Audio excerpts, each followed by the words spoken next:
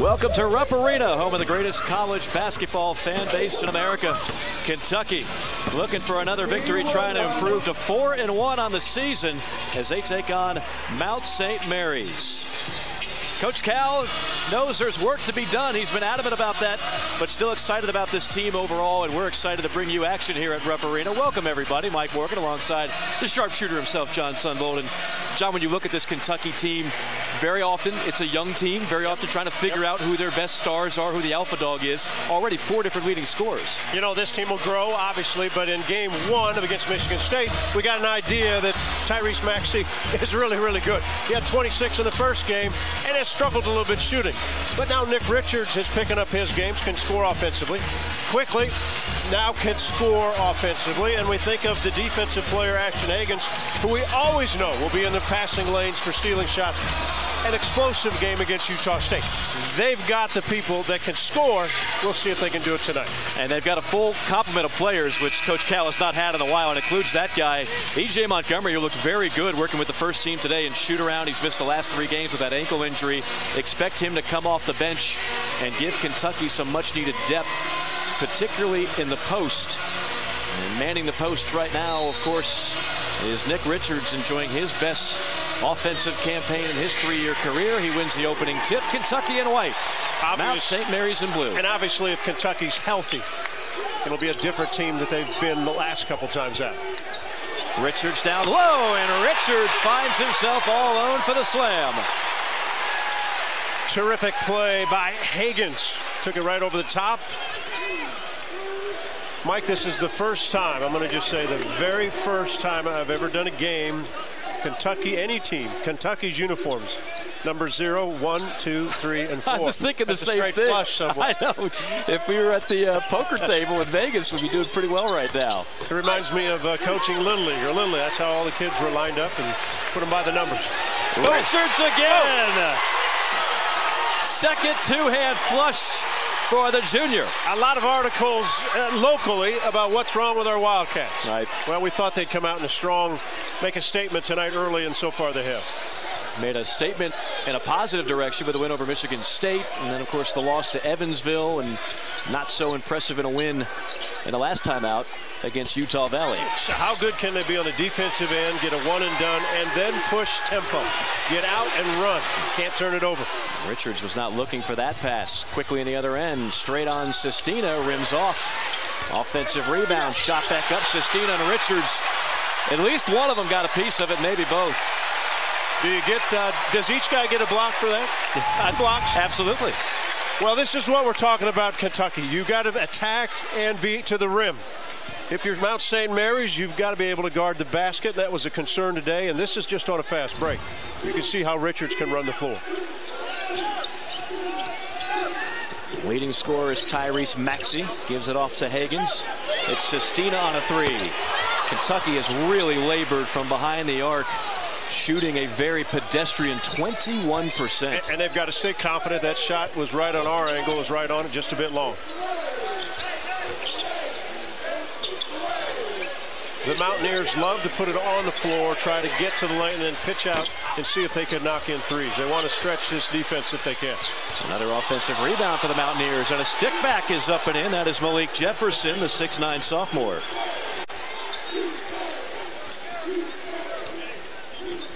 Mount St. Mary's out of the Northeast Conference. Their first NCAA tournament in Division I came in 1995. The team they faced in the opening round, the Kentucky Wildcats, the only meeting between these two schools. And I got to meet Mr. Tony Delk, who gave them 20 points in that game. That's right. A great player Tony was. Shot clock under 5 for Maxey, and he carried. Mountaineers predominantly a man-to-man defensive team, a packed line defensive team. They want you to make jump shots with a hand in their face. They put it inside, they'll double team early.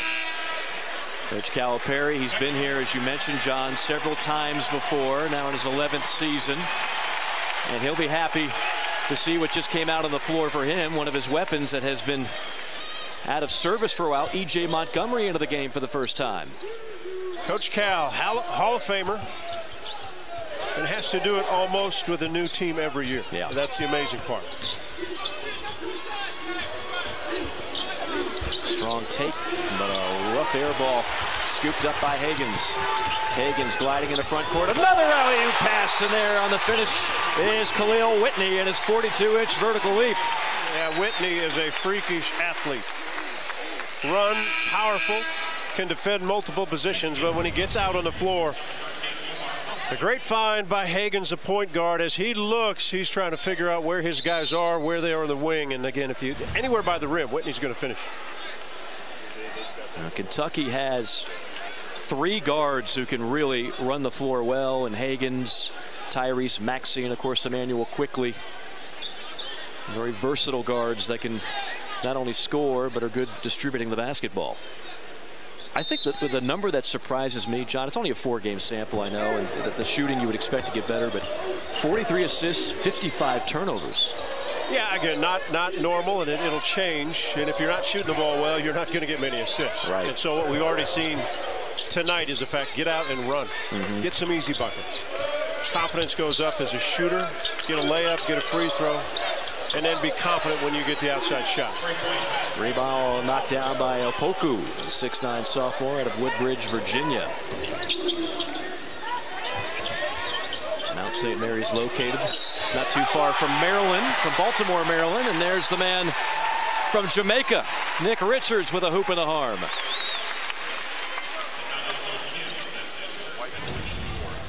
As Richards posts up inside, Ashton Hagans made the comment, for this team to be at its best, we're going to need Nick every night on the offensive end. He is a different player on the offensive end so far this year. Freshman, sophomore year, a little bit limited, more of a rim protector, but a lot more confidence in his game. You and I were out here hours before tip. The first guy on the floor working on his game was Nick Richards, practicing all those hook shots and mid-range jumpers from the baseline. You see up to 13.8 a game. The best part, the fact is he's aggressive and he's getting to the foul line. He's an 85% free throw shooter. And for a big guy, that's a bonus. Maxey sets it up for Whitney. Back to Maxey, and Whitney on the return, and he just lost it out of bounds. A wild dribble. We talked about if Kentucky could come out and make a statement early. It really doesn't matter the opponent. They just want to have a good game offensively. And instead of settling for jump shots, they have pushed, and they've had some great, easy finishes. Big Blue Nation, a little more happier tonight.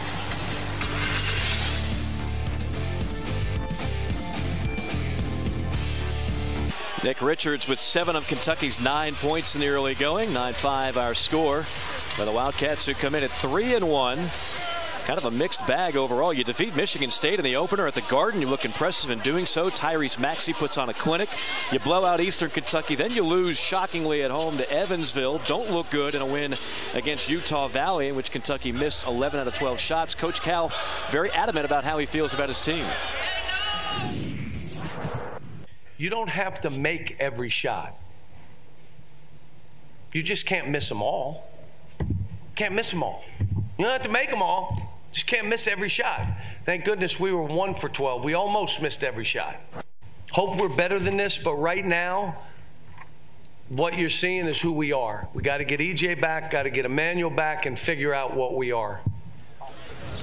Well, John, we know Kentucky is talented. They always are. But what is this team? What is the DNA of this team overall as you see it? Well, the DNA always from John Calipari is on the defensive end, right? If they play defense. Jump shooters will start making jump shots. They've got young kids. Yes, they've had tough nights shooting. Honestly, when I watch them, I'm not that concerned about that. I watch guys warm up. They're good shooters.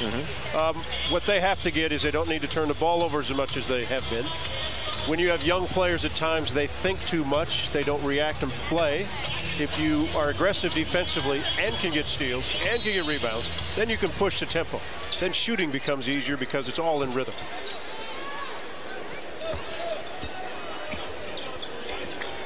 Mount St. Mary's with the basketball down by 4. Chong Hui is the point guard, the diminutive one. He's quick. He will attack if he gets deep in the lane. He'll normally want to kick it out for shooters. Vado Morse is not in the game. Their leading scorer. He hurt his knee against UAB. Shot clock down to 1. Got to fire it up quickly. Not in time. Violation. Great man-to-man defense there by Big Blue.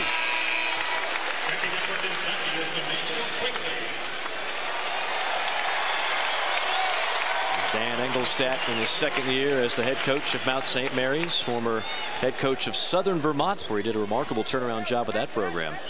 Was assistant many years ago at Mount St. Mary's. And, you know, this team has been pretty good so far this year. Struggled to get some wins. They were up against Georgetown by 12 at half. Didn't win that game. They were even with Washington, who's a good team, at half. Didn't win that game. See Maxey on a strong take.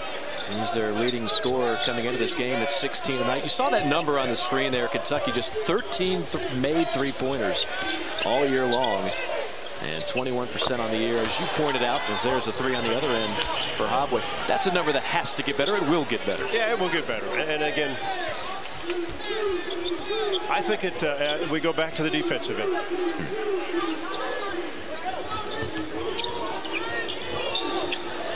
Pull-up jumper. Off the mark by Quickly.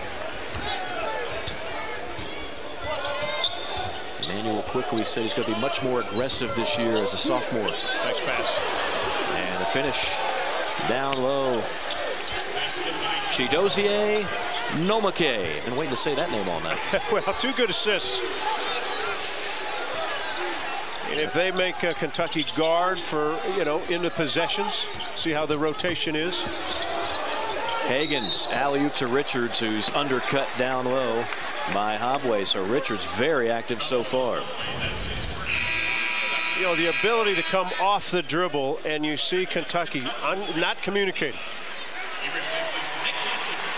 Montgomery got stuck just watching the play. Guy rolls down the middle. There's a double team out front. Sestina back into the game for Kentucky, the transfer from Bucknell.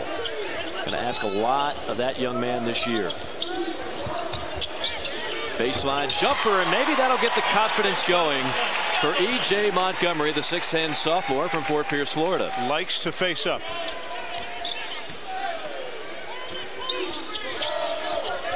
Off the dribble. And a good drive on Montgomery draws the foul. Hobway on the take. Ball movement. If you can have ball movement, you get body movement, you'll make a defense shift. And Montgomery now back. That weren't sure if he'd play, but obviously had a good shoot around. Looked good. Coming off an ankle. Quickly didn't play against Mississippi State. Or Utah Valley, I'm sorry, and chest injury. It's good to have a full group of guys. You see Dan Engelstadt, who we referred to moments ago, now in his second year with this program. One of the younger coaches in Division I. Montgomery rips down the rebound. 2-point game as we near the 13-minute mark here at Rupp Arena in Lexington. Matchup zone defense. See if the ball can get into the free throw line. Bad turnover. Unforced error when you throw it away against a matchup zone. You've got plenty of time to find open areas to throw the ball. You don't need to force it. Already 4 turnovers on Kentucky. John Quee misfires on the 3. The new three-point line, if you're just getting started in this installment of college basketball. Of course, that line has been brought back about 15 inches to about 22 feet, the international line. You being a three-point man back in the day, what do you think? Well, I think it's good for the game. Kids are shooting from outside, a long ways out. You know, Steph Curry world, all the kids are shooting deep. I don't think it's an effect. I'd move it. You know, a few years, I think they'll go to the NBA line. Inside, up, and in for Ashton Hagens. A lot more confidence in his offensive game. The defense is always there. That travels.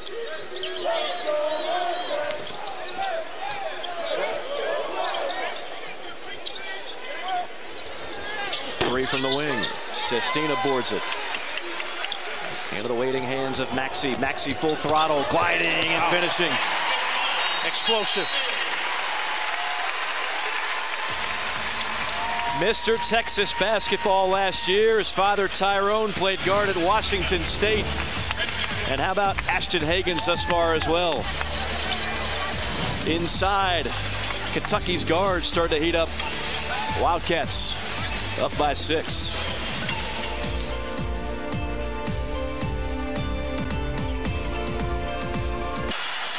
Kentucky up by 6, 17-11 with 12:18 to go in half number 1. On Friday, we've got a men's doubleheader for you right here on the SEC Network and the ESPN app. Number 9, Kentucky plays host to UAB at Rupp Arena.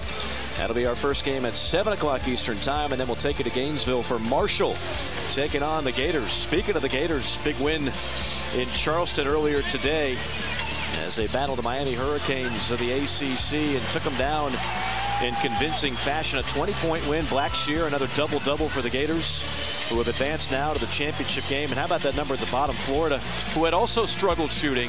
They go 10 for 19 from behind the arc. Yeah, they're a team a year ago that I thought went hot and cold from three-point land. Now they've got good shooters. They've not gotten off to a good start yet this year.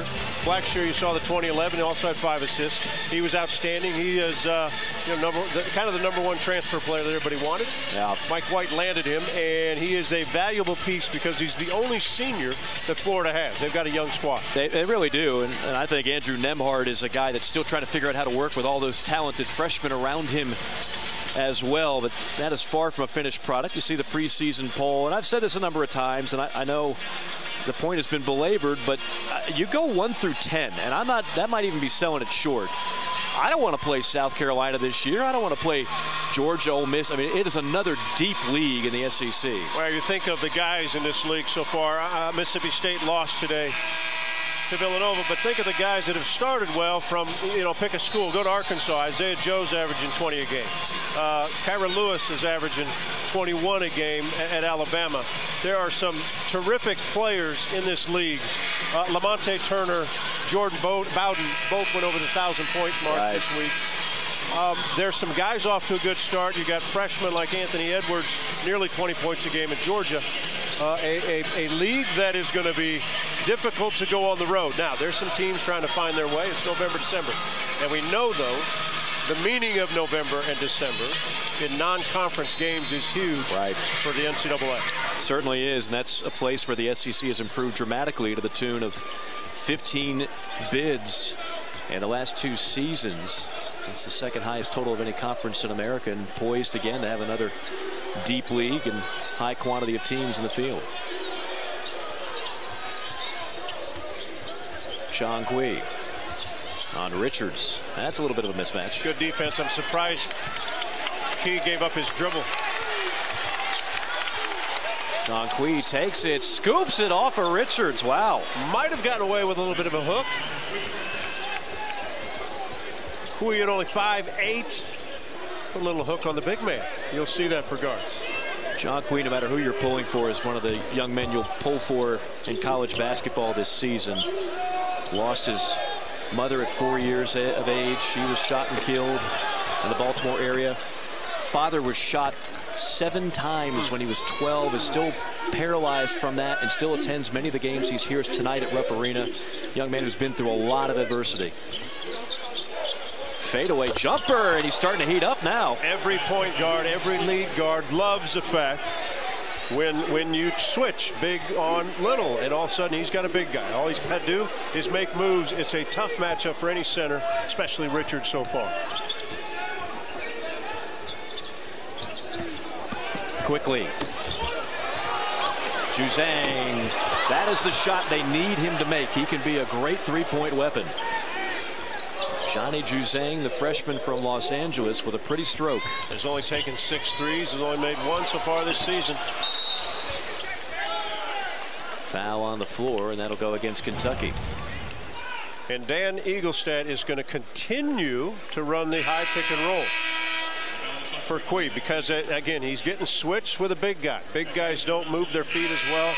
Quickness can either go by him, or the threat to go by him. You back up a big man and you've got a jump shot. Sean Kui, who started off as a walk-on, they finally gave him a scholarship this year. And the heart and soul of this team, just a sophomore.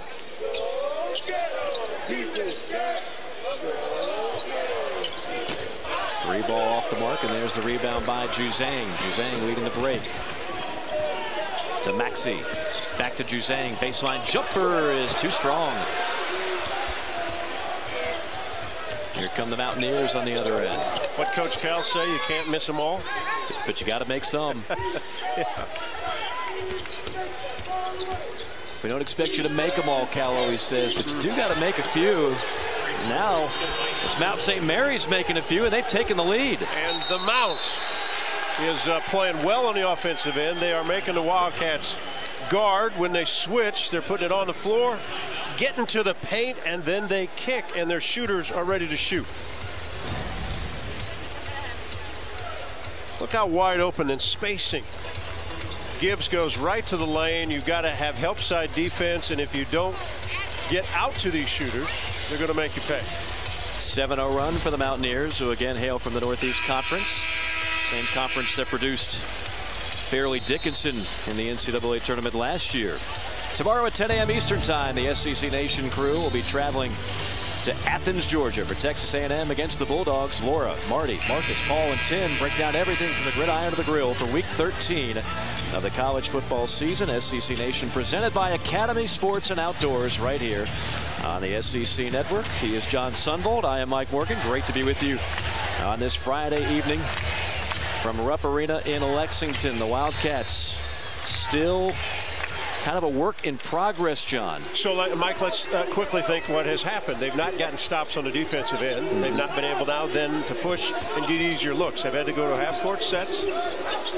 The Mountaineers have kind of been solid. Pack line defense, make Kentucky make jump shots. Don't get beat off the dribble and get beat to the rim. Tapped around. Richards will have another chance at the free throw line. Nick Richards just too big, too long for anybody Mount St. Mary's can throw out there. Well, even the guards out front, Hagens, it goes at 6'3", and Chankui is 5'8", so he just pounds it inside. And last year, Richards only averaging 4 points. He's in much better shape this year, has redefined his body. Went to the same high school as former Wildcat star Michael Kidd Gilchrist. Born in Jamaica, moved to New York City. And John Calipari landed the big man, who's now in his junior season and got a chance to really evolve his game. If he's going to play at the next level, some polish would certainly help. You know, Cal made a comment that a couple writers maybe snickered at. He said he might be our best shooter. Now, he doesn't pop out and shoot three. Right. But he shoots at a high percentage. He's 85% free throw line, and he might have a point. Well, what I like about him, too, he takes good shots. Yeah, he does. He really does. So many big men now want to prove that they can hit threes. 9.5 to go. A 1-point game. And a bump foul on the perimeter by Hagens. That is only the third team foul on Kentucky.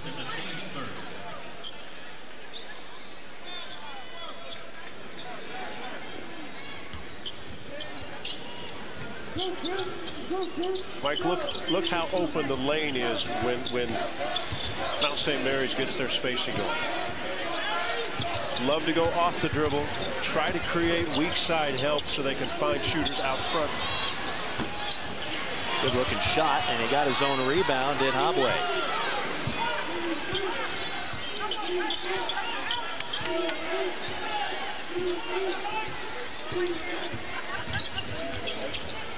In the trees. Nice kick out pass, sets up an open three. Quickly to Hagens. Back out to Quickly. Montgomery from 15.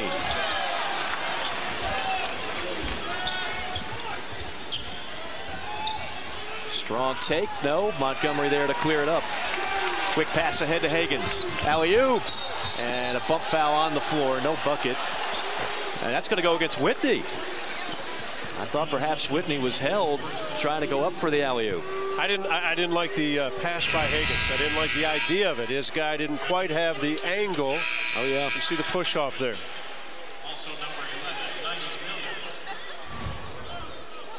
You got to see it. It's got to be there.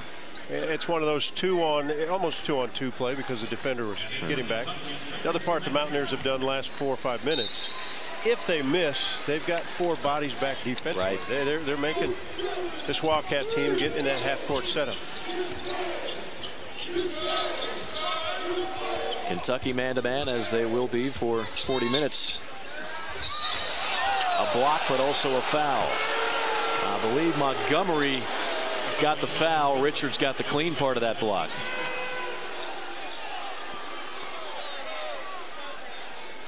Two free throws coming up for Malik Jefferson.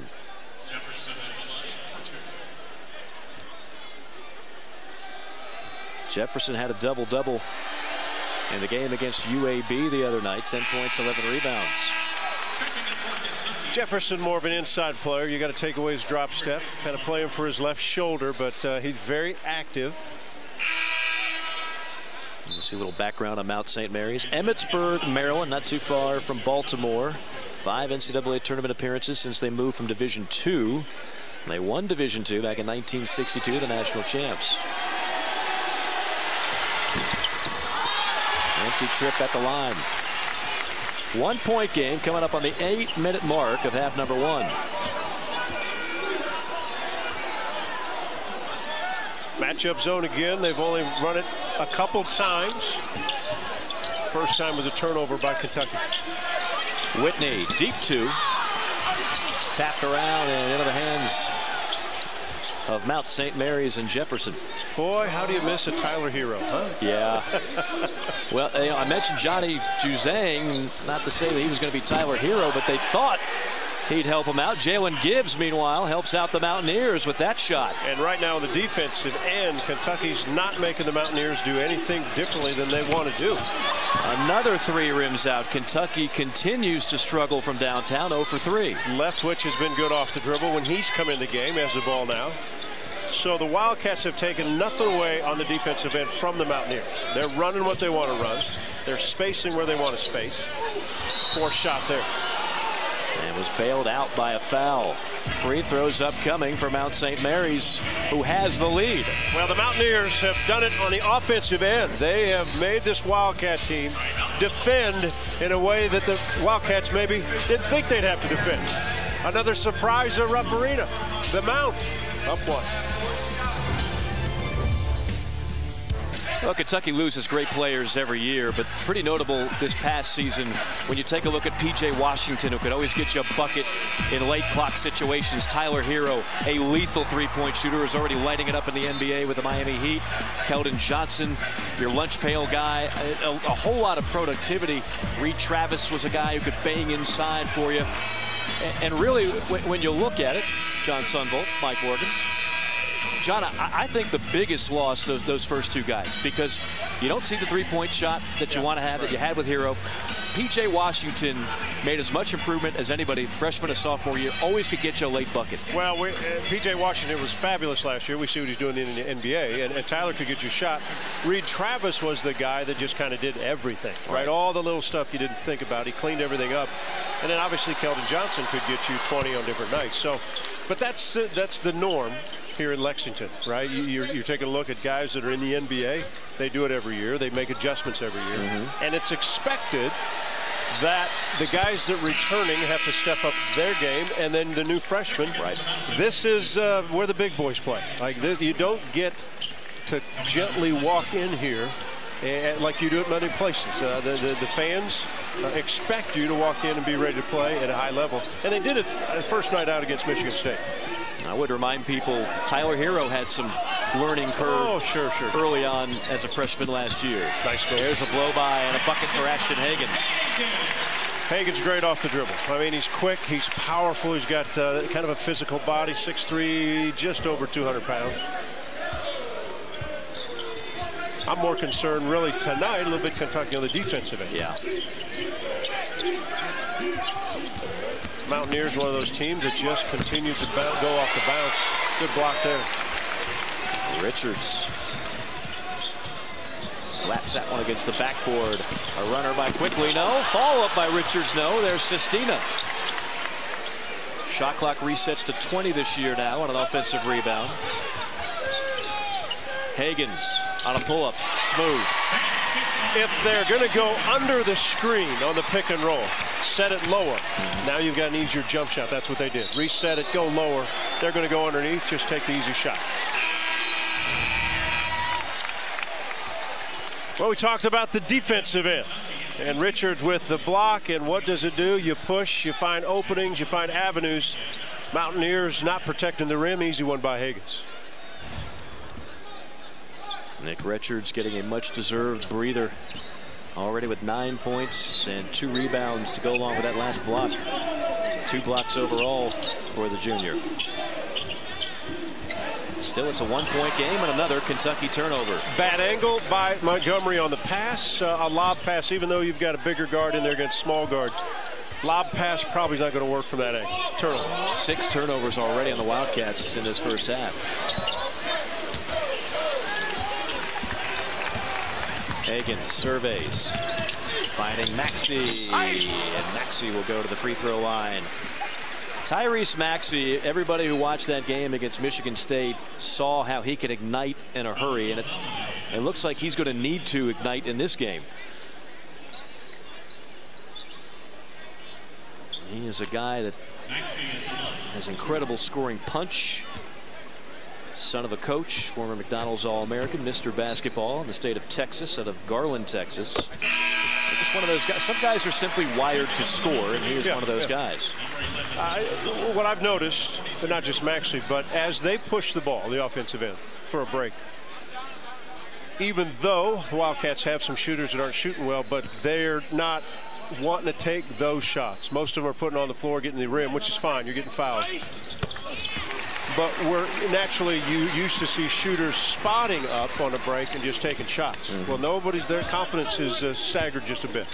It's been rocked a little bit. Kentucky has yet to hit a 3 in this game, but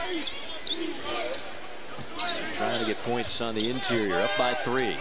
Coming up on 5 minutes left to go in the first half. Backdoor cut, and pinball action squirts into the hands of another Mountaineer. 5 on the shot clock. Jefferson has to just fire it up there and finds nothing but the bottom of the net. Scouting report, don't let him turn back to the left shoulder. And Sestina was thinking about getting there, but he got there too late.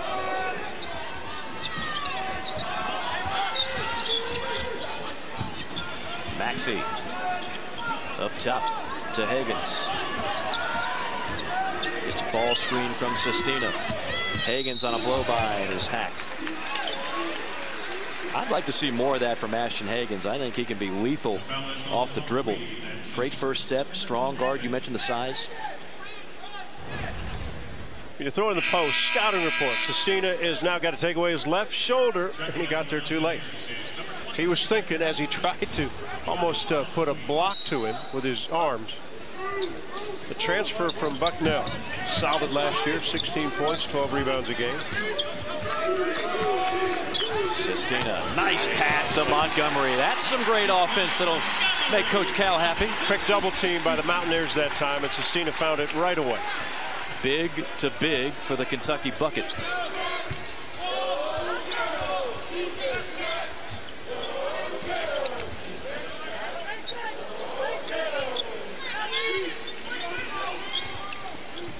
Leftwich probing.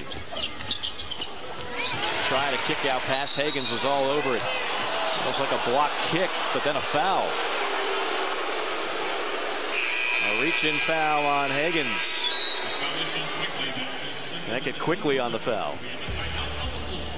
Hagans to Sestina, finding a healthy E.J. Montgomery on the finish. Kentucky, though, getting all they can handle from the Mount.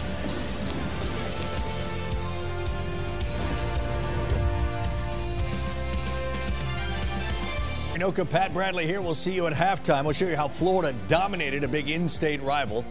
LSU looks dominant right now in Jamaica against the top 15 team. What are you seeing from Kentucky? Just another slow start at home. It is. Everyone talks about their three-point shooting, but this Kentucky team, if they are dedicated to driving to the hoop, they can win layups, dunks, and free throws, Sonny. Wins games. See you in a few.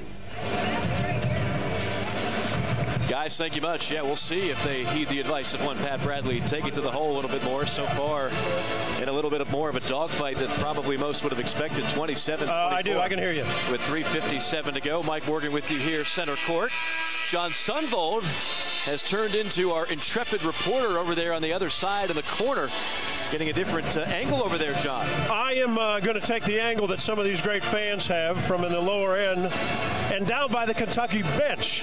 So if I'm here, I'm going to see what kind of angle I've got that the coaches are seeing on maybe how they're playing on the defensive end. And then at halftime, we'll get Coach Cal as he comes off. But this will give me a little different look, Mike. And just for the record, no eligibility left for you, John Sundvold. I have no knees, but I think the elbow still works. So does the jumper. So far, the jumpers have worked pretty well for underdog Mount St. Mary's, looking for their second win of the year. And it's down to a 2-point lead for Kentucky.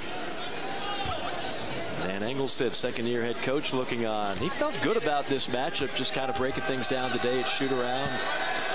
Talk about how to defend Kentucky, saw some weaknesses. And, of course, the loss to Evansville and even the win over Utah Valley. You know, he felt comfortable because of the fact that how they've played. And when you're ahead of Georgetown double figures and you play Washington even for a half, his kids were excited, though, when they walked in this building, which every collegiate player would be. Yeah, you know Kentucky's always going to get the opponent's best shot when they play at Rupp Arena. I think the difference in today's world versus many years ago is that kids that come in here know they're really playing against freshmen and sophomores. Good pass down low. And a good finish by Keon Brooks. First time we've called his name tonight, the 6'7" freshman out of Fort Wayne, Indiana.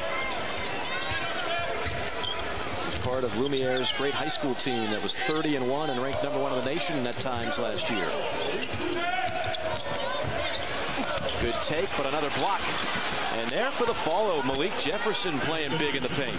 One thing you'll always notice that Richards is always going to try to get that block. So who he's guarding, that guy's going to try for an offensive rebound. There's got to be rotation happen more quickly for this Kentucky team.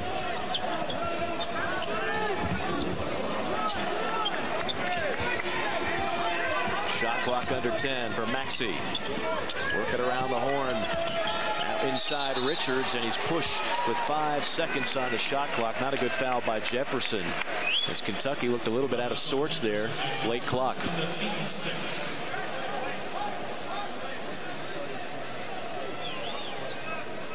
That is only 16 fouls, so no free throws as of yet. Mike, think about when you come into Rupp Arena, and here Kentucky sits with only 29 points with 2.5 minutes left. The Mountaineers got to feel really good. They've been solid on defensively when they've gotten back and not given Kentucky easy buckets. And then offensively, they've been able to space out the Wildcats and get the shots they want. John, this is not going to do anything to kind of quiet some of the noise about what is going on with Kentucky's offense. As we've seen, just short of a half here of play, is there legitimate reason to be concerned? Well, I think the concern is, obviously it's early. The only concern I would have is how quickly does it take some of this future star players that they have to gain the confidence on the offensive end, to catch and make jump shots. Because then that stretches the floor. That changes the whole game if you've got 2 or 3 guys. And they do have shooters. If you've got 2 or 3 guys that can stretch a defense, now the middle's open for guys like Quickly and Hagans that can drive it. And the bigs will have easier settling inside. Unnecessary foul, 45 feet from the basket.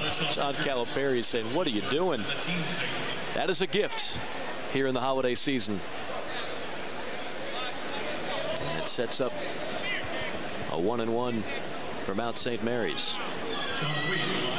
Damian Chongqui out of Baltimore, Maryland.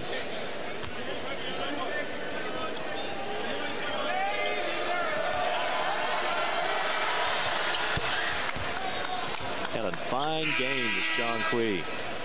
Chongqui has controlled tempo. He has controlled spacing. He has controlled when he wants to take it, when he doesn't. He calls the picks. Offensively, when he wants a screen, he then usually takes it off and gets a mismatch. He's 5'8". He wants any 6'10" guy to guard him. And that has kept this Mountaineer team within 1. 6 points, 2 dimes for Chongqui, and it's back to a 1-point game. Matchup zone defense again. Good pass down low. And count the basket for Ashton Hagans, just muscling his way to the bucket. Hagans is really good in the fact that he can find openings. So he slides himself along the baseline. short end of the baseline. And once you've got it there, he's got a couple options. The first one is just do what he did. He took the bounce in the rim. The other part is you play the middle of the floor. He's going to have a teammate coming down the lane for another bucket. So give Hagans credit for being able to find the openings and a little more patience this time on the offensive end. John, that looked good from midcourt. How did they look to you from 100 feet away? Yeah, it's pretty good. This is a pretty good seat over here, though, Mike. I'll prefer yours. Maybe we'll trade off second half. Maybe I'll ask some of these fine folks whether they pay for this ticket. Yeah. It's not bad. Rumor has it we might be getting some bourbon ice cream second half, so you better make your way back over here. There we go. I'll be there. 4-point game, strong take. Again, Richards, if he's not blocking shots, he's altering them. Here's Maxey to Sestina.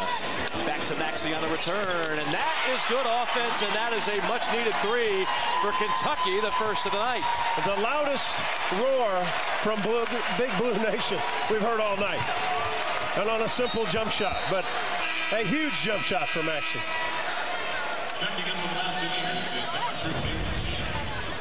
This is what we talked about. Can the shooters open themselves up to just catch and release and knock the shots in with confidence? Maxey, the top three-point shooter, his 6th of the year. Kentucky's only hit 14 threes all season. Again, that's not the staple of a Coach Cal team, but certainly the normal mark is better than that. Shot clock under 10. Desperation three off the mark and another offensive rebound. So shot clock resets to 20. And a whistle. As we remind you, a triple header of college football coming up this Saturday. It'll be number 15 Auburn playing host to Samford at noon. And then it's UT Martin at Kentucky. The Wildcats, what a year for Wynn Bowden playing quarterback, the wide receiver, and then Tennessee at Mizzou at 7:30. Kentucky's basically running the ball with their quarterback about 80% of the time. Everybody knows the play's coming, and nobody's stopping it. That is true. They're not stopping it. He keeps running. Eddie Gran, offensive coordinator of the year, maybe in the SEC with what he has been able to do. Not even play action passes. Yeah. Just straight runs. Straight runs. Everybody in the building knows it's coming, and nobody is stopping it. It's got a little bit of a warning. Dan Engelstead was out of the coach's box, and Mike Nance, veteran official, quickly blew the whistle and said, back on up, young man. He shuffled his feet quickly, didn't he? Yes, he did. Kind of like a moonwalk. Michael Jackson would have been proud of that move.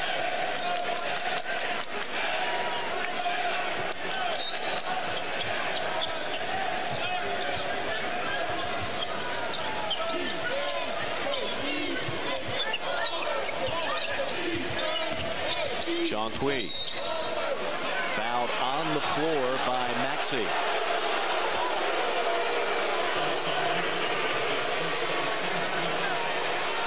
Now a 1-and-1 upcoming with the sophomore guard is really controlled tempo, offense, everything you alluded to earlier, John. He's been magnificent. Yeah, and he's not, they've not taken him out of his comfort zone. I mean, he's been able to run what he wants to run. Space out everything. Every time down, he's just trying to get a switch, so he's got a big on him. And then all he's doing is attacking that big, and that's difficult when the guy's 5'8", and you're just trying to bend to get close to him. Yeah, we all remember Tyler Ulis of Kentucky and how small he was, a dominating guard. Tyler Ulis was 2 inches taller than Jonquil.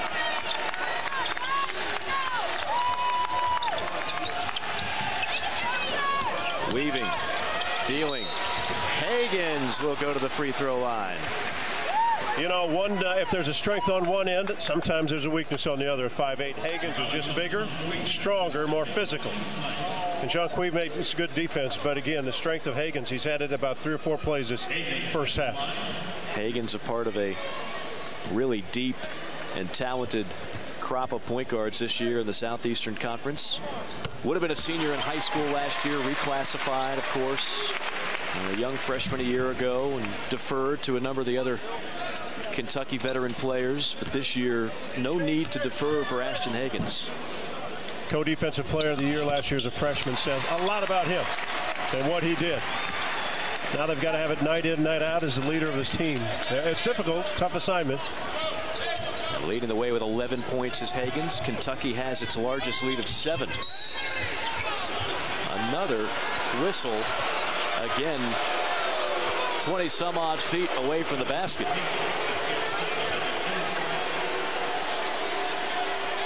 Second foul on Hagans. Hagans frustrated because, again, solid defender, great defender. Coach Cal frustrated.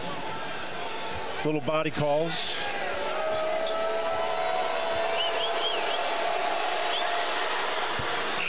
Free throw up and in for Naminé.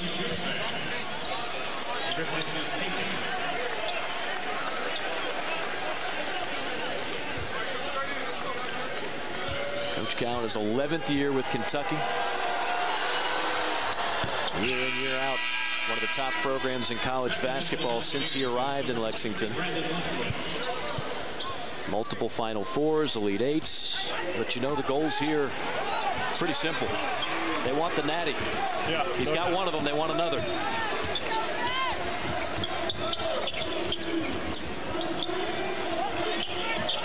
Juzang back in the game. Big difference between shot clock, game clock. About 6 or 7 seconds. Maxey launches a deep three. And now to be Mount St. Mary's playing for the final shot.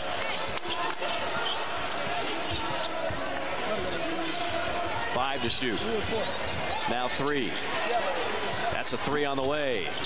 Brick City, and that's how half number 1 will come to a close. A 5-point lead for Kentucky. We started off sluggish offensively and then started to heat up late. Ashton Hagans leading the way on 4 of 5 shooting. 11 points for the Wildcats. They continue to struggle from downtown, just 1 of 5. Tyrese Maxey, the freshman, with a teaching moment there with Coach Cal. Coach Cal is going to chat with John Sunvold here in just a moment as soon as that conversation ends. John, take it away. Coach Cal, your thoughts first half? We're still not there. Pick and roll defense stinks right now. And all they're doing is putting us in, and we're either staying too long, our guards aren't fighting, so it's a combination. We just got work to do. First few minutes of the game, defense was better. You got pushes, then it wasn't quite so. You make a substitution, and they go on an 8-0 run. It tells the guys that went in, what are you doing now? You got to help us when we put you in. All right, good luck second half. 39-34 is our halftime score. Plenty coming up, including first half stats, highlights, and scores. Dari Noka and Pat Bradley will take you throughout the half. Kentucky out to a 39-34 halftime lead here at Rupp Arena as we get ready for half number 2. The Wildcats looking to improve to 4-1 on the season.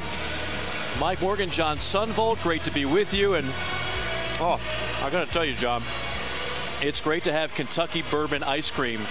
Taylor Bells, I mean, they do this right. This is really good. You might, you may do this second half alone. I have a feeling it could come of that. Seth Greenberg almost left me alone for the second half when he had some of that ice cream. Tell you what also went down smooth was Ashton Hagans' offense late in that first half, 11 points to lead the way. Again, a smart player on the offensive end. He attacked baseline when he could and found easy ways to get baskets just to keep this Kentucky offense going, whether it was against the man and he attacked or that time against the zone. And if you do that, it allows your teammates like Tyrese Maxey to do what he does. We know he's explosive off the dribble. We've seen that. And the biggest roar of the first half was when he knocked in this three-pointer. They were only 1 for 5 from 3. So, but on defense, they've not been able to stop Chung Key, and he has been terrific. Off the bounce, he's got 8 points, a couple assists. His season average is around 8, so he had a terrific half. As we continue to consume high calories on ice cream, Kentucky feasting on the free throw line, a perfect 10 for 10. It's really the difference in this game. Again, the outside shooting has been a little bit streaky. Ashton Hagans, most of his buckets going to the basket. Kentucky started off 8 for 11, then hit a cold freeze of 1 for 9 before finishing hot. Points in the paint, not surprisingly, Kentucky leading there. We'll see if the Wildcats can make a statement here in this second half. I think this fan base wants to see a convincing win. Yeah, well, you know, last game against Utah Valley, they were only 1 of 12 from 3. Well, they're 1 of 5 the first half. You don't have to shoot threes. There's other ways to score, and they do that.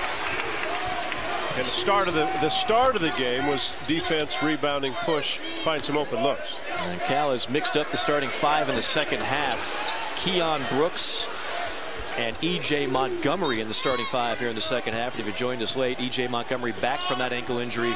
He had missed the last 3 games, looking good so far. No problem with his movements on the floor. Contested that shot, did Montgomery, but an offensive rebound. And finally, it's Keon Brooks tearing it away before he's fouled. You know, Brooks in the lineup, 6'7". He obviously played in the first half. Can shoot it. Makes a lot of guard-type plays. He's got that ability, even as long as he is. His father, Keon Sr., played basketball at Wright State. Had a monster senior year back when he averaged 21 points, 5 rebounds, 4 assists. Let's see what Kentucky has to offer here on offense to start the second half. Again, a different group of 5 on the floor for Coach Cal. Alley-oop pass. Richards, count the basket plus the foul. When in doubt, go to number 4 down low. You know, the thing is, the aggressive and attacking mode that Maxey put on with the dribble. He caught it on a cut coming in, but he put it to the floor and put his head down, and all of a sudden, the vision to see his teammate up by the rim. Much harder attack. He is a different player this year. 11 points and 4 rebounds for Richards. Short on that one, but there's Montgomery slithering in. Obviously, the Wildcats want to play downhill. They want to attack with their speed, even in a half-court set. They've got enough talent off the dribble. If the spacing's good and the lanes are open, they've got guys who can really attack. Richards trying to beat his man on the drive to no dismay, and there's Hobway all the way on the other end with the bucket. Nice move by Hobway. Initially, he did not have numbers. What he did on the finish, he just attacked until he was stopped. He wasn't stopped.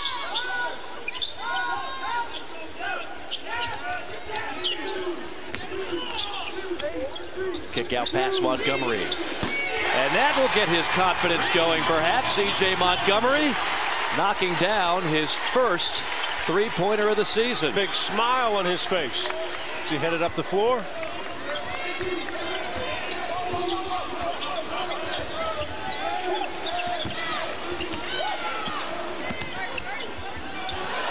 Looked like a walk, no call, and then a foul on the shot. I thought maybe Opoku got away with steps. Well, after his jump shot, I think he took the shot from about 4 feet further away inside the lane than when he stopped. And most of the Kentucky fans would agree with your analysis, Mike, that, yeah, it looked like he moved his feet a little bit. I think he might have pulled off a little David Copperfield right there. It's the 3rd foul on Montgomery, something he's also battled, is foul trouble. Opoku front iron on the first. Sestina will check in for Montgomery. Sestina, much like Montgomery, can play that stretch 4.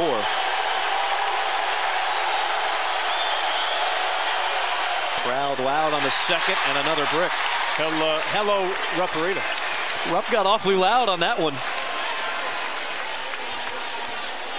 Capacity now at Rupp Arena, 20,000, 3,000 fewer seats than before. And that's stepping on the sideline by Maxey. Let me throw this theory. I've been asking some other analysts this year.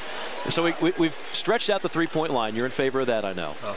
I know this goes against 100 years plus of tradition, but could we not widen the floor a couple feet from 94.50 to maybe 94.52, say?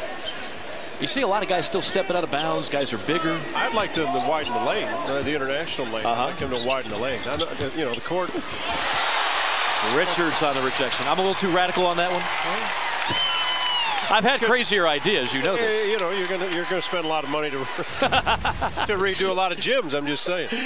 They're not going to hopefully ask me for donations on that as you see Richards take some more air out of the basketball.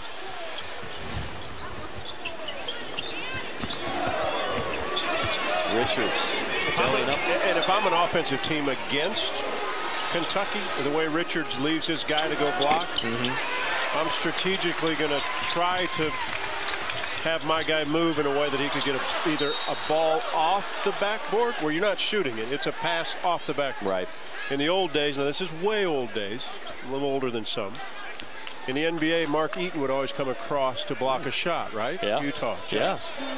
We used to drive and bounce it off the board across from where his guy was. Really? So the center could get it the other way. Yeah, wasn't a shot, just a pass across so the you board. were picking on poor old big, huge Mark Eaton. Well, he was big. Oh, you was can't he ever pick on big? the size of that guy. You ran into Mark Eaton. You felt it for a month. Yes. Another nickel and dimer on Kentucky.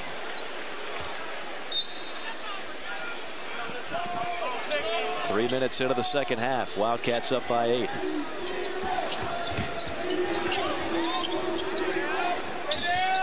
Thought about it. That's a deep three on the way. Pops out. Skying for the rebound is Maxey. Maxey to Hagans. Richards. Backdoor cut. Brooks almost had it. And then a jump ball, and the arrow will favor the Wildcats. Richards' pass, it was halfway between a bounce pass and a chest pass. It was. So what do we call that? A bad pass. A bad pass? Yeah, he hit it by the bottom of his shorts without bouncing. I mean, he looked like he was going to bounce pass it and then kind of just low and makes it hard to handle. Either you throw it up to the rim because he's cutting, or you have to bounce it underneath the arms of the defender. A challenge pass. What's easier to catch? Hagans stops in the lane, draws contact. Count the basket for the sophomore from Cartersville, Georgia, Ashton Hagans. Once again, off the bounce, right? He is strong, and he gets to where he wants to go. And because of the speed he attacks right now, right when he jump stops, they've got to respond. If he doesn't, he would have just elevated. Takes the contact, finishes the play. Eyes on the rim. Game high, 13 points, now 14 for Hagans, who's really taken over this offense when Kentucky has hit a rut.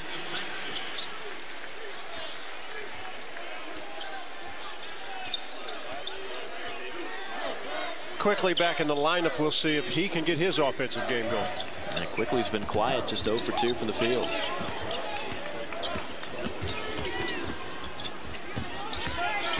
Inside, Hagans ball hawking comes right in and forces the jump ball. It'll stay with Mount St. Mary's, but you show the pumpkin anywhere near Ashton Hagans, that's trouble. Great forearms. I mean, he's got great hands, quick hands, but his forearms, he's strong. When he gets a hold of it, he's not letting go.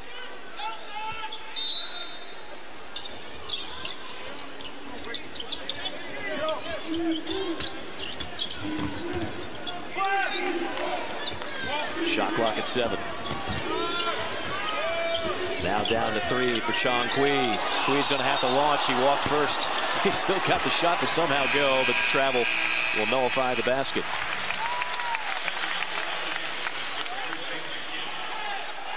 Good defensive stance that time by the Wildcats.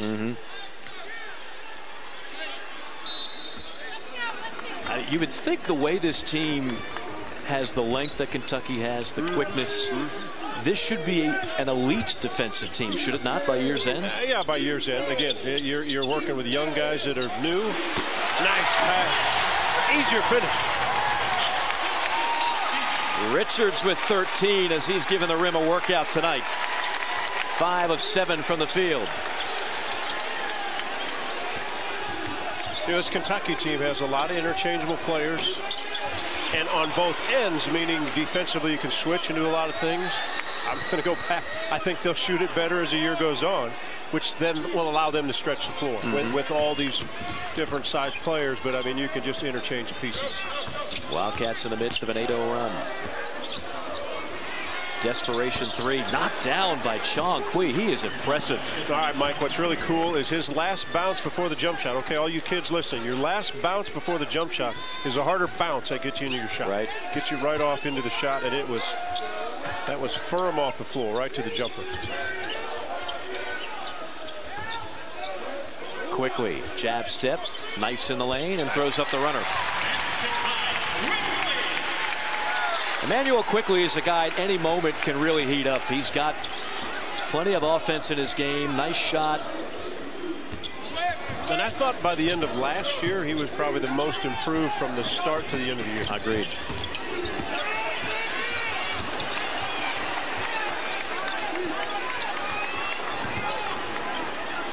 Largest lead for Kentucky of 12, and an air ball fired up and then a foul.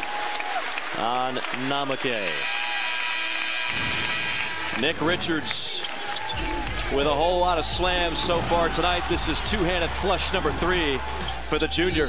He's got 13, and the Kentucky lead has swollen to 12.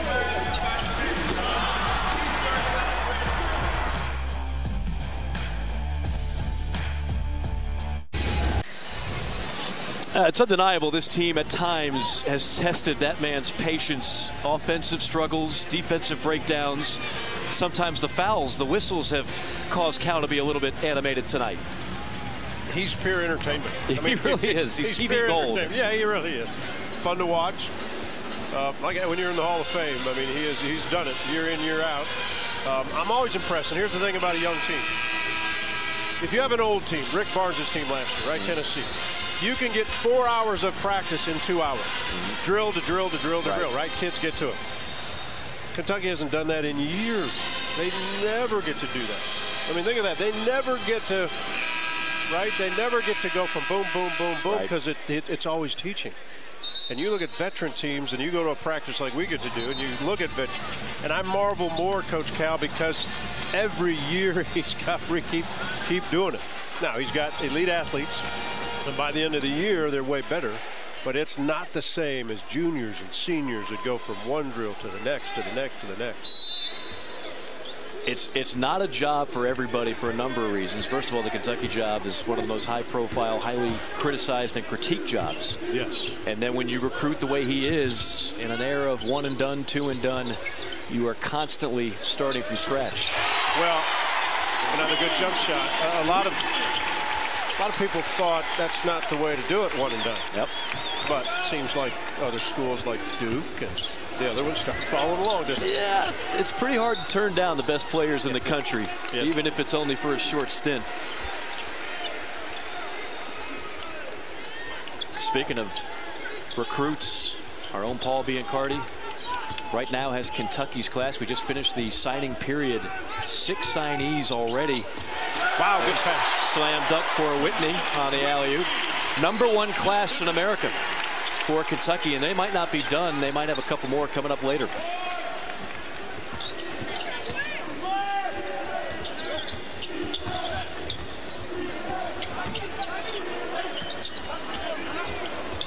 Now all of a sudden it's Mount St. Mary's settling for jump shots, and Kentucky making them pay on the other end. There's some instant offense by Emmanuel Quickly, and a timeout called by the Mountaineers.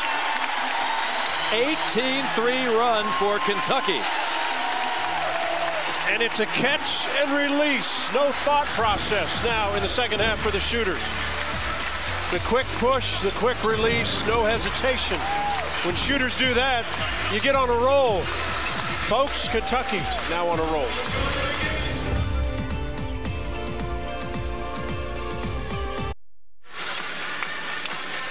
On Friday, we've got a men's hoops doubleheader for you right here on the SEC Network. These same Kentucky Wildcats will play host to UAB here at Rupp.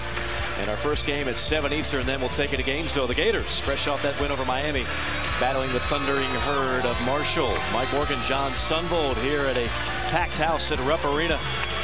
Wildcat fans enjoying the start of this second half, and they're also going to enjoy a half a dozen players that have already punched their ticket to Lexington. This is the early signing period that just ended on Wednesday. 6 in all en route to the #1 ranked class in the country. Our own Paul Biancardi, a man of great recruiting credentials, not to mention impeccable hair, has that class #1. And again, talking to some of the folks here at UK, they might not be done yet. You know, they're going to have to ship some guys out there. Yeah. You got guys coming in. Some are going to have to leave. Going to have some one-and-dones like you normally do with Coach Cal. And, of course, the talented sophomores led by Ashton Hagans. Good set play out of the timeout. Nice finish. Wow. Ooh. How about that one? Hotway, top floor for that slam. Omar Hotway out of Lexington, Virginia.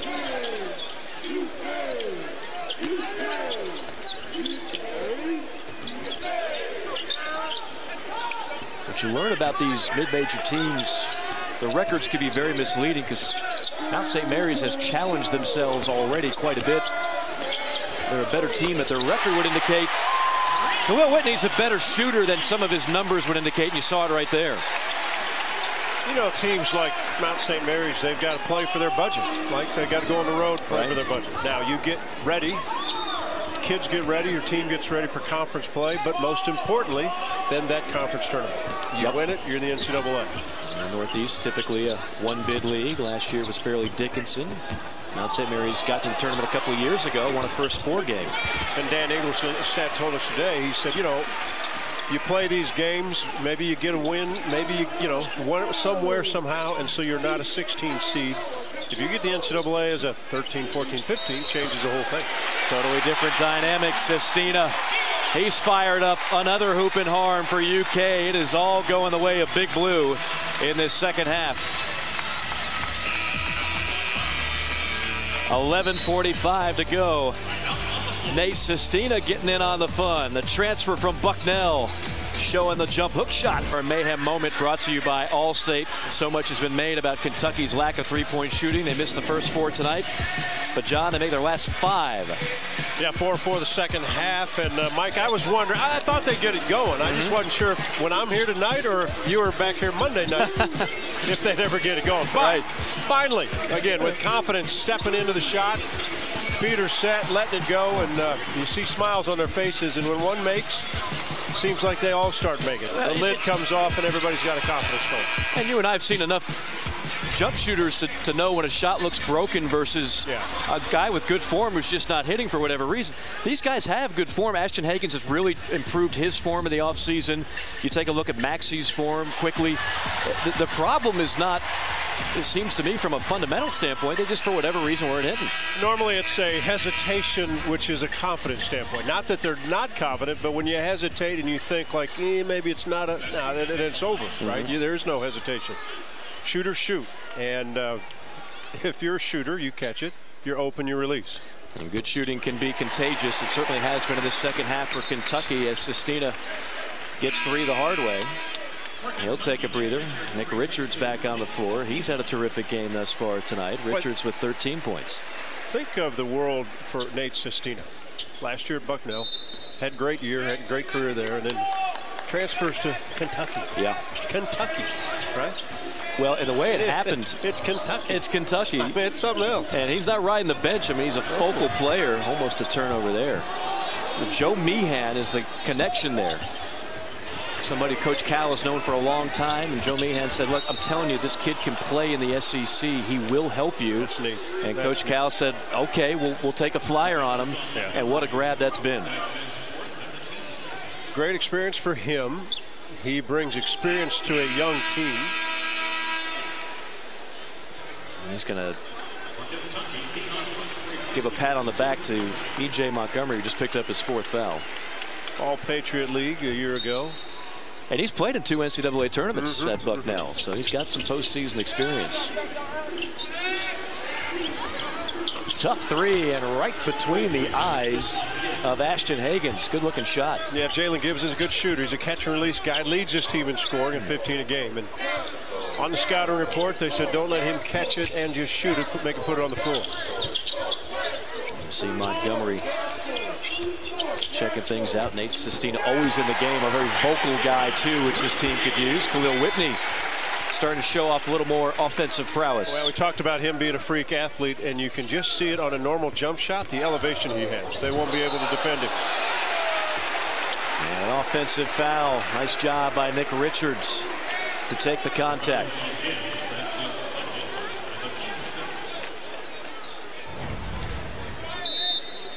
Watch Richards step in there. And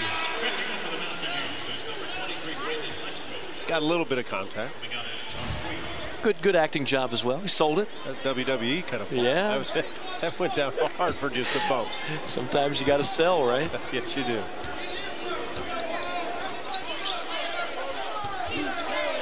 Kentucky trying to sell everybody. And this offense is getting better, starting to figure some things out after a choppy couple of games here of late. Maxey Lightning quick. Maxey hanging and hitting. What a shot by Tyrese Maxey. Against the matchup zone, the two defenders out front didn't get together. Can't allow a guy to go right down the middle against your zone defense. 11 points for the freshman. And then a reach-in foul on Brooks on the other end. So you got two guys out front, zone defense. They've got to be able to contain a guy off the dribble. Maxey goes right between the middle of them and right down the lane. No help defensively.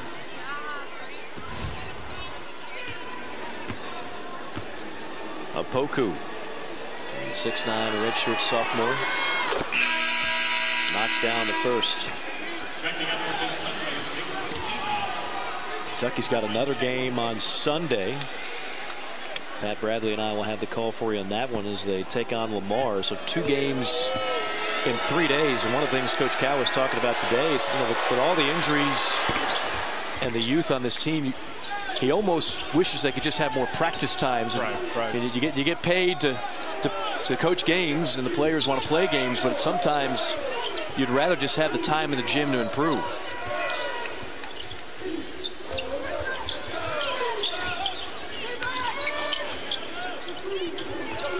Maxey to Sestina. 8 on the shot clock. Whip it around Hagans. Killer crossover. Missed the shot. And then Hagans almost stole it from behind. And a jump ball is called. And neither official saw it. Yeah, nobody saw it. Yeah. It was as Hagans completely came from behind. And I don't know what body part this hit last either. It looked like that's off of Mount St. Mary's. Yeah, could have been Kentucky's ball, and it is Kentucky's ball. Kentucky. Off the jump. Yep.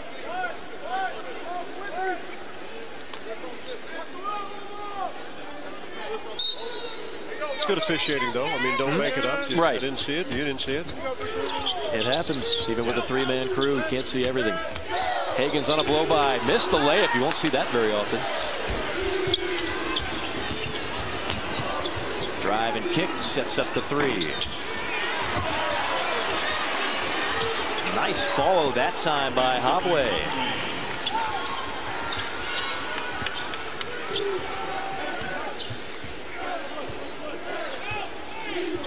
Kentucky up +7 on the rebound margin, but has allowed probably a few too many offensive rebounds for Coach Cal's liking.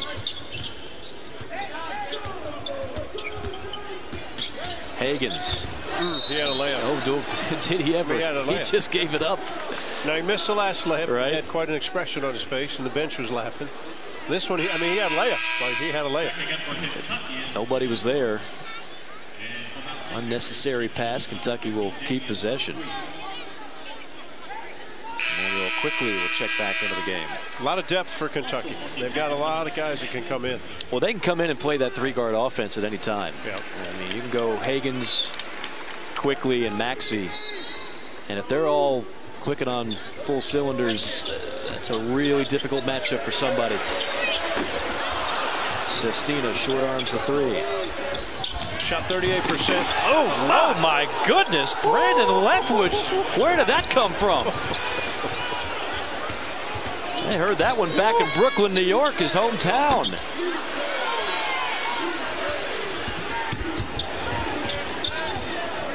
I must admit, for all the candidates for the highlight slam of the night, I wasn't thinking Brandon Leftwich would top the list. Leftwich, he had a little something for his teammates on the bench.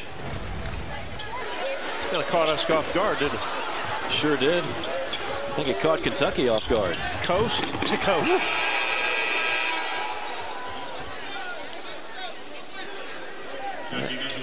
Maxey's thinking, you're not really going to challenge me, are you?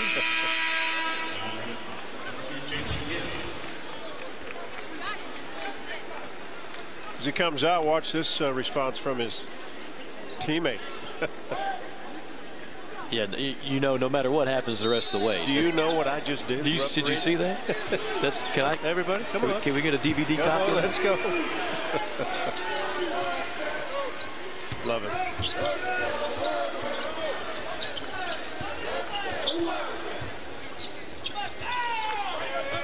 Maxey operating up top. Finds Brooks. Slashing. And Brooks gets fouled on the drive.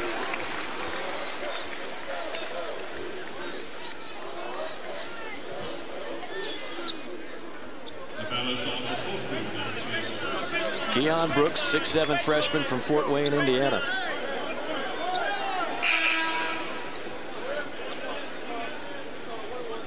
He's a young man that's still kind of feeling his way into the offense, see where he fits. The two guys that it might take a little more time. Whitney and Brooks, the talent is there, the athleticism is there, but where does everybody fit? That's what everybody's trying to figure out. It is, Mike, it's not automatic that you just get to make this next step from one level to the next. Right. It's automatically you're good. I mean, it takes a while. You know, anybody who's... Some can get it, but that's tough. Even down to local Y, it's not always the most talented team in pickup that wins. It's the team that gels together a lot of times, and that doesn't happen overnight. It's only game number 5 for UK. Nice hands that time by Brooks, leading the break. Ahead to Quickly, and Emmanuel Quickly on the finish. Speed. It was a blur from half court. It Yes, was quick. it was. Got there in a hurry.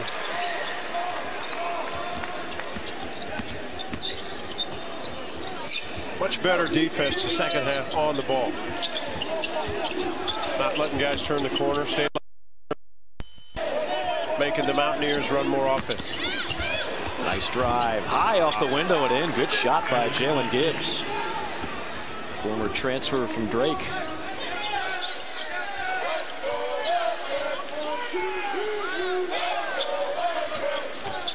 Seven minutes remaining. Richards trying to show some range. That's the shot he worked on an hour and a half before tip-off tonight. Jump hook shots, mid-range jumpers. Pick and pop just to the left of the free throw line, where again he's 85% shooter. So well executed. Inside. And nice bucket there for Jefferson. Shanquet kind of plays like Isaiah Thomas did when he was with the Celtics. Just dribble, dribble, dribble until you can find something. Right. Whether a shot or a teammate. It's been successful tonight.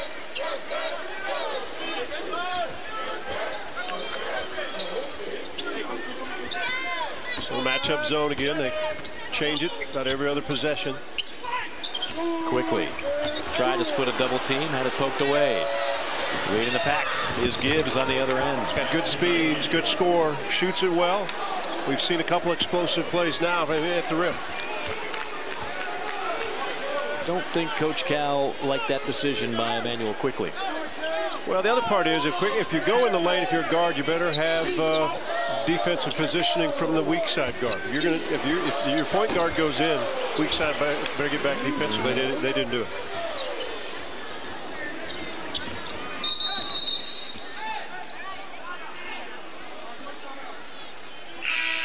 Timeout on the floor. The dunk of the night might be by the man from Mount St. Mary's, the 6'3" junior out of Brooklyn, New York. Brandon Leftwich, say hello to the rim. Might be the shoes. Look at these gold babies coming to you.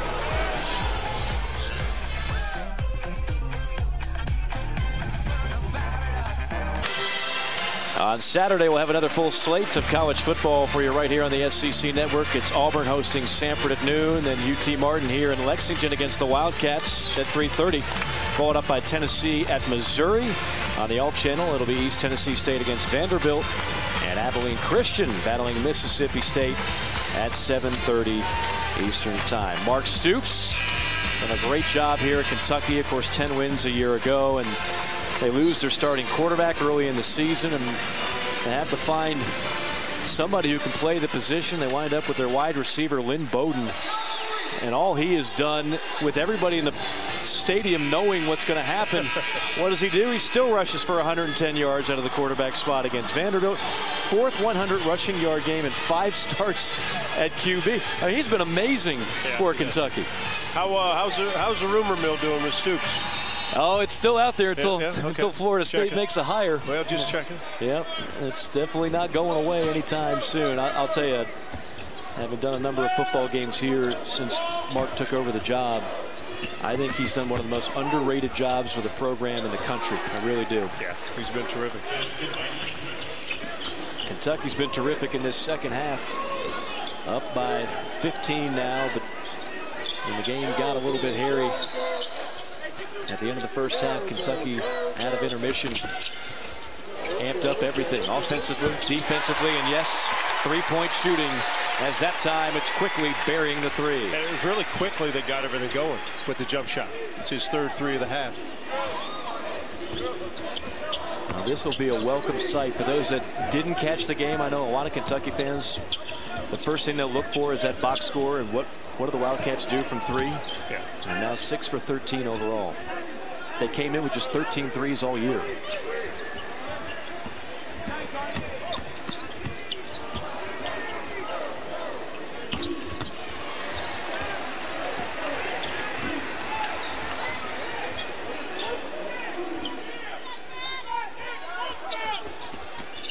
Richards to Hagans.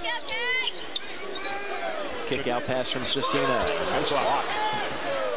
Good block. And good swing by Sestina quickly. Strong take by Leftwich. Leftwich has got some hops, folks. This is a good team. This is a team that was picked about 7th in the Northeast Conference, but I think they've got a chance. Obviously, you play the schedule they're playing. Sacred Hearts, the pick, Robert Morris, LIU Brooklyn. Now and again, they're without Bedeau Morse, one of their top scorers as well tonight. He's battling a knee injury. Freshman of the year a year ago in the league.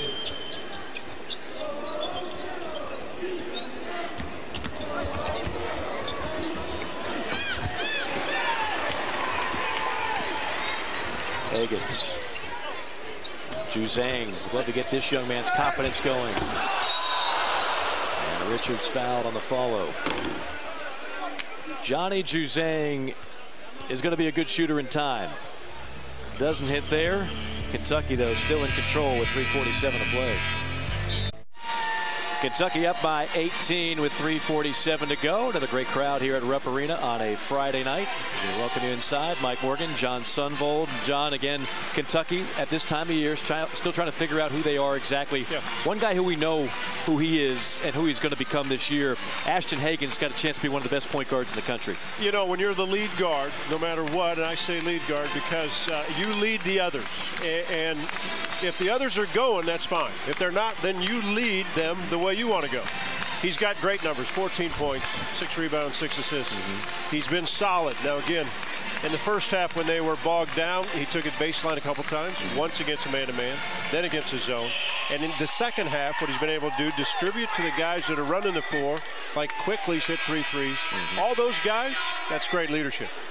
You see the comfort level in his game, too, that maybe was not completely there a year ago. And the same could be said, for that matter, for Nick Richards, who's had a whale of a game. 6 of 8 from the field, 15 points. Quickly, instant offense off the bench with 13. And the talented freshman Maxie and Whitney with 11 and 9, respectively. There's going to be a lot of nights where a different player leads the way. We mentioned that at the top, 4 for 4 going into this game, John. Makes you a harder team to defend. Right. If you've got a number of guys offensively that can get you 15 or 20 on any given night, then all of a sudden the scouting report for the opponent goes, okay, which piece do we want to shut down? And if you take something away, something else is going to open up. And this Kentucky team's got enough weapons. Again, there's a confidence factor of getting everything going on the offensive end from outside. And one thing Kentucky continues to do, and they did it last year, and they've done it several years under Coach Cal, they dominate the free throw line. They've shot more than double the amount of free throws this season than their opponents, and they've been hitting them at a good percentage coming into this game, 79% from the stripe. Well, a good number is they're up to 19 assists on 29 baskets. And only now 11 turnovers. They had quite a few in the first half. Good pace to pick up Their 4th win of the year with a chance at number 5 on Sunday at 6 o'clock. That'll be against Lamar right here on the SEC Network. Got Pat Bradley with you. Yeah, the shooter will come in. He'll be firing up some threes. He would not hesitate if the leather touched his hand. Never does. Never met a shot he doesn't like. Oh, that's what they pay you for. Sometimes you got to tell a kid, hey, do you know why you're on scholarship? Yeah, because that's what you do. That's what you do. Now he's expanded his repertoire to oversized pocket squares. Man of a lot of versatility. Under 3 minutes to go. Inside Richards, and Richards just giving the rim a workout tonight. Yeah, good find, but really good catch. You got a guy coming across, almost ripped his arm away, but he still held on the ball and finished it.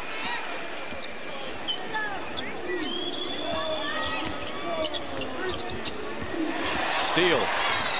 And Hagen's bumped and fouled. Does anybody play the passing lane any better in the country? I'm not sure. He's got such a burst of speed and quickness that you think that pass from the wing to the point is open, and boom, he catches it almost with 2 hands. I mean, he's there before the offensive player's there. Co-SEC Defensive Player of the Year last year with 61 steals. I think he could be in that 75-80 range this year. They're going to swing the ball, and boom, he's there. And in an instant, I mean, it looked open. We're sitting right here, looked open. Such speed. Now, there's another part of that. Pays attention to scouting report. Right. What are they running? Where's my guy going? Mostly guys who steal balls are normally, they'll get them from playing a different guy. They'll know an offense, and they'll shoot the gap. Not with their guy not even in that play. Right. They'll know, hey, guy's going to come low. I'll go across and steal it. And he's one of those guys. He'll get a rounding ovation as he goes to the bench. What a night for the sensational sophomore. 16 points, 7 rebounds, 7 assists, and only 2 turnovers in 29 minutes. You think of the point guards in the Southeastern Conference this year. Going to be a lot of fun to watch. Yeah. The league's going to be good. And I know the teams they put down the bottom, I'm not sure they're going to sit down the bottom. Yeah. Well, what was it, 2 years ago? You had Tennessee and Auburn ranked it near the bottom. Both those teams battled for the SEC championship, wound up being regular season co-champions. Yeah. You know, when the preseason comes out, there's always, if a team doesn't have a star player, like a star player, it seems like they drop down a bit. And I know a lot of teams, I know the guy at Missouri, Conzo Martin, is pretty quietly comfortable with his squad.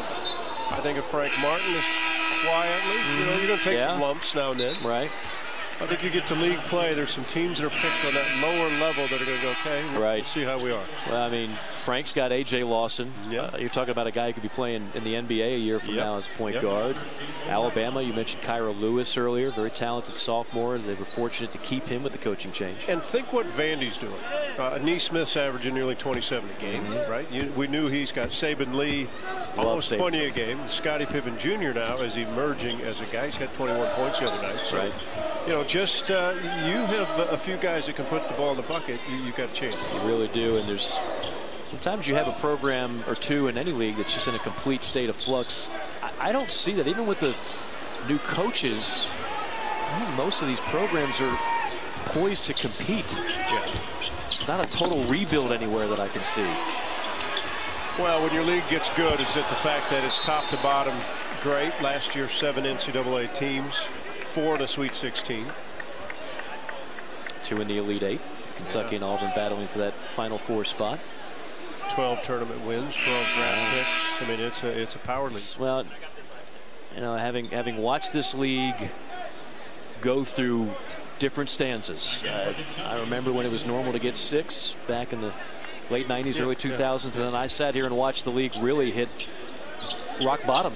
And credit to everybody in the SEC office and to these institutions making a full commitment to the sport, saying, why not us, essentially? We're going to spend the money. We're going to make the hires. Let's be honest, it's the best league in about every sport, so why wouldn't it be in basketball? Right. I mean, exactly. every sport. Great coaching hires, great recruiting, and then the next part was scheduling. And they've solved all those quandaries.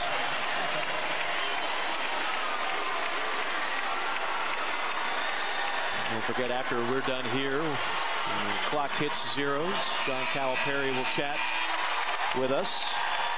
I have the feeling, Coach Cal, he always finds something to build on, but the way that he obviously wasn't too happy when he talked to you at halftime. That first half was not a thing of beauty, but this second half, just about everything going right. Well, it wasn't like pulling teeth, obviously, but it wasn't a pretty first half. Right. And he had that puzzled look on his face of just, there's questions, right? Yes. There's questions, no matter which guys are going in. If he's got a certain group playing well, once you sub, all of a sudden things go a little goofy. But, again, I think expected. Every year we kind of say the same thing about Kentucky.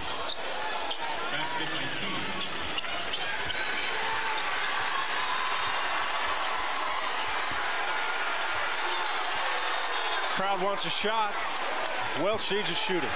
Riley Welch, you got to fire one up, big guy. Oh, little shake and bake, crossover. Welch on a fade. I love the crossover. It's not easy to sit on the bench for 2 hours and come up with that move.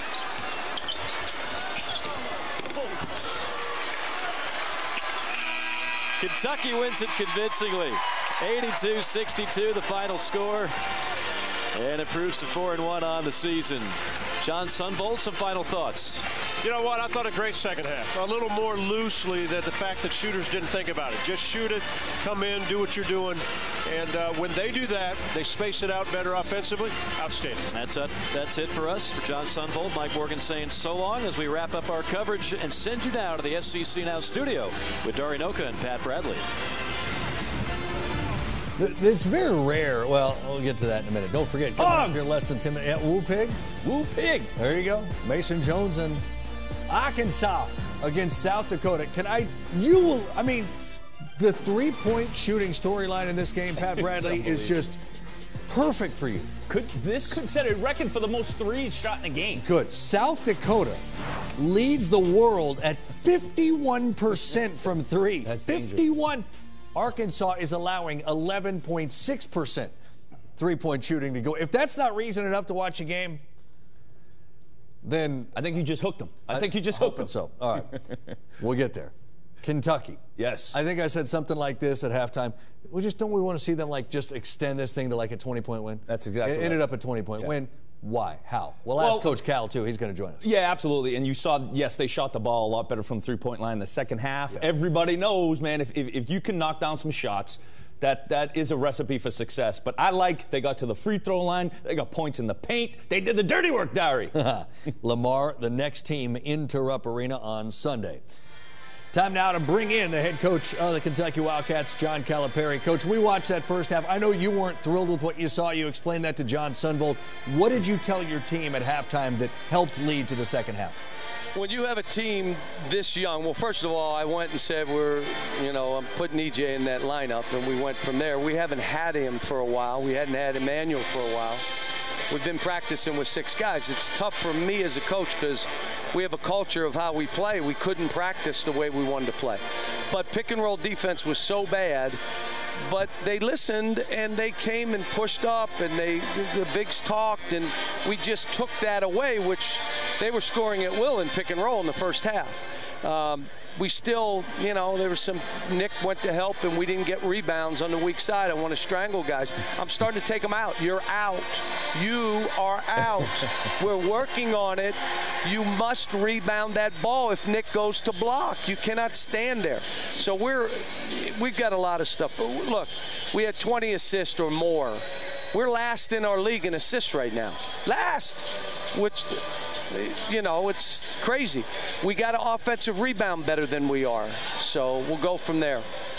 Coach, I know everybody wants to talk about the lack of three-point shooting. And I know, trust me, everyone loves a shooter and you need it. But we've seen you take guys early on in the season that hadn't shot it so well and improved. What do you tell? What do you talk to your guys about when it comes to confidence? How many did we make today? 6. You made 6 today. That's all we need to make. 6, 7, maybe 8, it would be a big game. If we make 9 or 10 or 12 threes, we're winning by 30. I don't care who we're playing because we don't play that way. But if we can make 6 or 7, the other team makes 8, he lost you a couple points. But we're getting to the foul line. We're posting the ball. We're being aggressive. The biggest thing we have to do is share the ball. We're not passing to each other. Like, we're not making any easy plays for the other guys. So today, having 20 assists, we still have a couple guys that they get it and their whole thought is, I'm shooting this, and if I can't shoot it, I'll throw it to you. And then the guy gets it in a bad position. But we're working on it, and it's a work in progress. After that first half and how we started and let him back in it, it's what, you know, again, you got to own your performance in that. If you walked in the game and they went on a 10-0 run with you in, you got to own that. Say, okay, I had to be a part of it because I was on the court. We got to get to where every guy comes in and helps us, and they're capable of that. John Calipari, great stuff. We appreciate your time after the game. Thanks, Thank you. Guys.